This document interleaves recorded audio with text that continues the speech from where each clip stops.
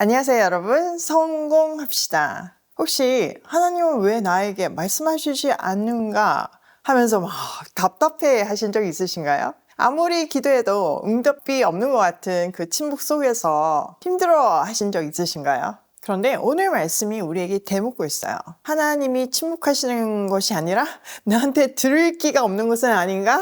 오늘 한번 점검해 보는 시간이 되면 좋겠어요. 사무엘상 3장은요, 사사시대의 영적 무질서가 끝나고 왕정시대를 여는 굉장히 중요한 가독이에요. 자, 한번 들어가 보도록 할게요. 어린 사무엘이 엘리 곁에서 주님을 섬기고 있을 때이다. 그때는 주님께서 말씀을 해주신 일이 드물었고 환상도 자주 나타나지 않았다.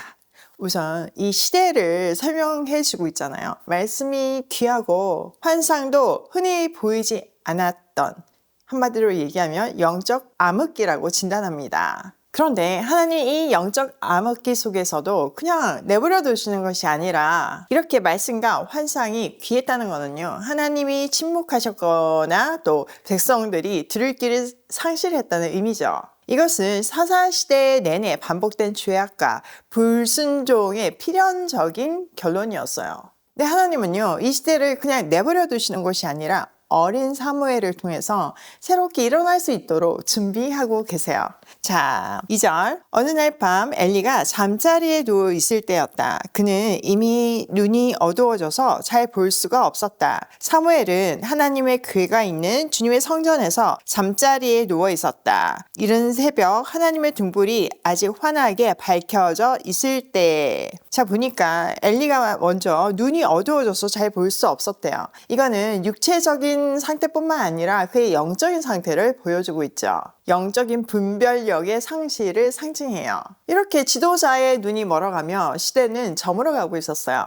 그러나 희망은 사라지지 않았죠. 어린 사무엘이 하나님의 궤가 있는 성전 안에서 잠자리에 누워 있다고 표현하고 있어요. 앞에서 보면 엘리는 문지방에 앉아 있잖아요. 근데 지금 사무엘은 그 안에 들어가 있어요. 이 차이가 되게 큰 거죠. 게다가 지금 하나님의 등불이 아직 환하게 밝혀져 있었다라고 얘기하고 있잖아요. 성전 안에 등불은 항상 켜져 있어야 되잖아요. 이거는 세상의 빛을 상징하잖아요. 그런데 아직 환하게 밝혀져 있대요. 꺼지지 않았다는 거죠. 이렇게 하나님은요, 절망적인 상황 속에서도 역사의 전면에 세울 새 시대를 열 어린 사무엘을 준비하고 계셨어요. 자, 4절. 주님께서 사무엘아 사무엘아 하고 부르셨다. 그는 제가 여기 있습니다 하고 대답하고서 곧 엘리에게 달려가서 부르셨습니까? 제가 여기 왔습니다 하고 말하였다. 그러나 엘리는 나는 너를 부르지 않았다. 도로 가서 누워라 하고 말하였다. 사무엘이 다시 가서 누웠다. 주님께서 다시 사무엘아 하고 부르셨다. 사무엘이 일어나 엘리에게 가서 부르셨습니까? 제가 여기 왔습니다 하고 말하였다. 그러나 엘리는 얘야 나는 너를 부르지 않았다. 도로 가서 누워라 하고 말하였다. 이때까지 사무엘은 주님을 알지 못하였고 주님의 말씀이 그에게 나타난 적도 없었다. 주님께서 사무엘을 세 번째 부르셨다. 사무엘이 일어나 엘리에게 가서 부르셨습니까? 제가 여기 왔습니다 하고 말하였다. 그제야 엘리는 주님께서 그 소년을 부르신다는 것을 깨닫고 사무엘에게 일러주었다. 가서 누워 있거라. 누가 너를 부르거든 주님 말씀하십시오. 주님의 종이 듣고 있습니다 하고 대답하여라. 사무엘이 자리로 돌아가서 누웠다. 자, 하나님께서 대제사장 엘리가 아닌 어린 사무엘에게 찾아오셔서 사무엘아 사무엘아 라고 두 번이나 부르시죠. 그런데 아직 어린 사무엘은 하나님의 음성을 경험한 적이 없어서 이것이 하나님의 부르심인지 깨닫지 못하고 엘리에게 달려갑니다. 충격적인 것은 엘리의 반응인데요. 엘리는 깨닫지 못해요. 첫 번째도 못 깨닫고 두 번째도 못 깨닫고 세 번째 반복이 되어서야 이거 하나님이 사무엘을 부르시는구나 라고 생각합니다. 진짜 너무 영적으로 둔감해 있는 거죠. 이 장면을 통해서 하나님께서 영적 리더십을 둔감한 기성세대에서 깨어있는 다음 세대로 이양하고 계신다는 것을 보여주는 거죠. 중요한 것은요, 직분이 아니에요. 지금 하나님의 소리를 듣고 있는 깨어있는 귀예요. 자, 10절. 그런 뒤에 주님께서 다시 찾아와 곁에 서서 조금 전처럼 사무엘아 사무엘아 하고 부르셨다. 사무엘은 말씀하십시오. 주님의 종이 듣고 있습니다. 하고 대답하였다. 드디어 이제 사무엘은 그 하나님이 자기를 부르신다는 것을 깨닫고 여기 있습니다 라고 이렇게 대답하죠. 이렇게 하나님은요 한 걸음씩 사무엘을 성장시키고 있어요. 그러니까 우리가 기억해야 하는 것은요, 하나님은 창조 질서를 유지하면서 우리를 통치하시죠. 세상을 통치하시잖아요. 그래서 일반 운총에 의해서 콩 심은 데 콩 나고 팥 심은 데 팥이 나는 그 원리를 유지하세요. 그러니까 사무엘도 쓰신다고 결정을 하셨지만 어느 순간에 정말 무슨 우리나라 신화에 나오는 것 같이 그 알에서 깨고 나오는 것이 아니잖아요. 정말 시간과 공간 안에서 하나님을 조금씩 알아가면서 하나님이 그의 그 순종을 통해서 조금씩 한 걸음씩 하나님을 열어 보여주시잖아요. 그러면서 새 시대를 이끌 그 사무엘이라는 사람을 만드시잖아요. 그러니까 이게 참 감동인 거예요. 하나님은 어린 사무엘을 부르셨지만요, 그가 이 공동체 안에서 하나님과의 관계 또 그 주변과의 신뢰를 쌓으면서 자라게 하셨어요. 나중에 19절에 보면 사무엘이 자랄 때 주님께서 그와 함께 계셔서 사무엘이 한 말이 하나도 어긋나지 않고 다 이루어졌다 이렇게 말씀하시거든요.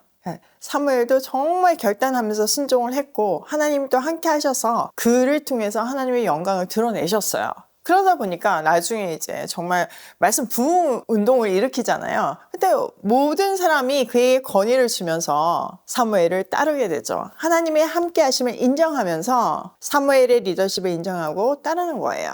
이렇게 사무엘은요, 매일 말씀 앞에서 반영하는 훈련을 통해서 시대를 깨우는 선지자가 된 거예요. 우리도 동일한 방법으로 사용하십니다. 그래서 매일 말씀 앞에서 반영하는 매일의 훈련이 중요하고요. 정말 귀를 열고 하나님의 음성을 들을 수 있는 그 훈련도 필요한 거예요. 저는 이 본문을 볼 때마다 제가 처음 하나님 믿던 그 시간을 잊을 수가 없는데요. 정말 하나님이 제 마음을 열어주셨을 때 그 하나님을 알고 싶어서 성경을 열심히 연구했어요. 하루에 20시간 이상씩 연구를 하면서 거의 식음을 전폐하며 말씀에서 눈을 떼지 못했거든요.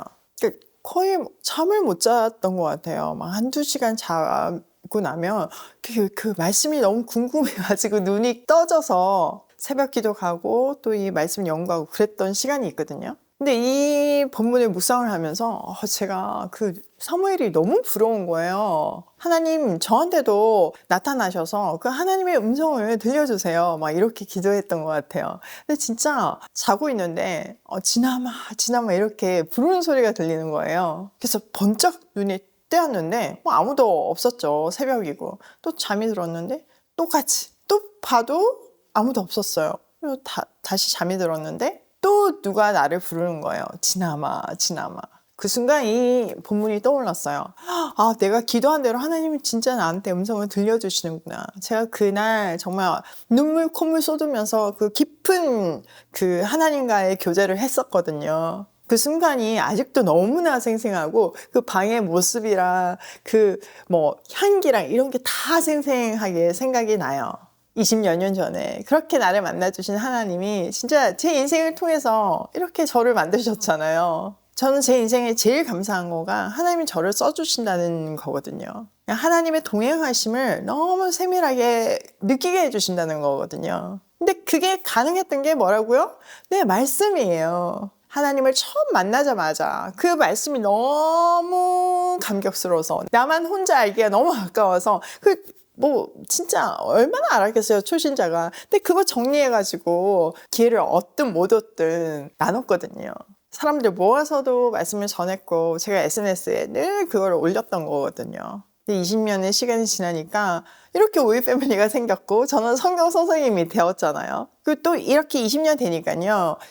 그 말씀을 조금 더 쉽고 재미있게 설명할 수 있게 된 것 같아요. 그래서 제가 이거 다음 세대한테 남겨야 될 것 같아서 엄마의 갈대상자 후속편으로 이야기 성경을 쓰고 있는 거 아시죠? 제가 계속 말씀드렸잖아요. 그거 진짜 꾸준히 썼더니 이제 마무리 단계에 있어요. 마무리가 잘 될 수 있도록, 그리고 수많은 아이들에게, 다음 세대에게 이 말씀이 정말 재미있는 그 하나님의 말씀이 그들의 삶의 중심이 될 수 있도록 귀하게 쓰임받는 책으로 잘 정리될 수 있게 함께 기도해 주세요. 자, 오늘 내용을 우리 삶에 한번 적용을 해보면, 첫 번째, 듣는 귀를 점검하자. 여러분, 하나님이 말씀하셔도 우리가 영적 감각이 무뎌져 있으면요, 안 들려요. 지금 엘리가 못 듣잖아요. 타이틀 중요하지 않아요. 뭐 목사님, 권사님, 장로님, 이거 중요하지 않아요.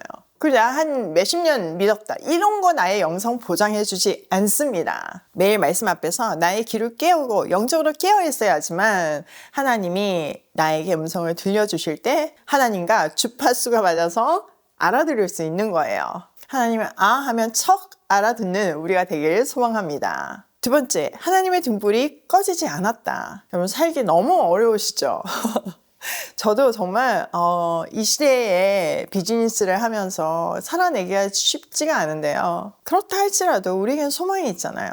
이 성전 안에서 아무것도 모르는 어린 사무엘이지만 그 자리를 지킬 때 그 사람을 통해서 하나님이 새 시대를 여세요. 마찬가지예요. 우리도 하나님이 있으라는 그 자리에 있을 때 하나님은 우리를 통해서 시대를 여십니다. 시대를 살리십니다. 내가 이 시대의 소망이 되길 소원하며 또 그런 사람으로 쓰임받을 수 있도록 준비하고 매일 말씀 앞에서 깨어있는 우리가 되기로 해요. 세 번째, 하나님의 사람은 한순간에 만들어지지 않는다. 여러분, 지금 어린 사무엘을 정말 키워나가시잖아요. 아니, 사무엘이 있기 전에 한나의 마음부터 준비시키셔서 정말 그 태어날 때부터 이 모든 과정을 인도하시고 성장시키잖아요. 마찬가지예요. 우리도 매일 말씀과 씨름하는 일상의 싸움을 통해서 우리를 빚어가세요. 지금 당장 결과가 안 보여도 낙심하지 마세요. 우리가 매일 말씀 앞에서 순종하며 쌓아가는 그 일상이 하나님이 나를 빚으시는 가장 거룩한 과정입니다. 오늘도 하나님이 찾으시는 그 사람이 되기를 소원하며 정말 말씀 앞에서 말씀대로 살기를 결단하며 음성을 잘 듣는 하루로 고고싱해요.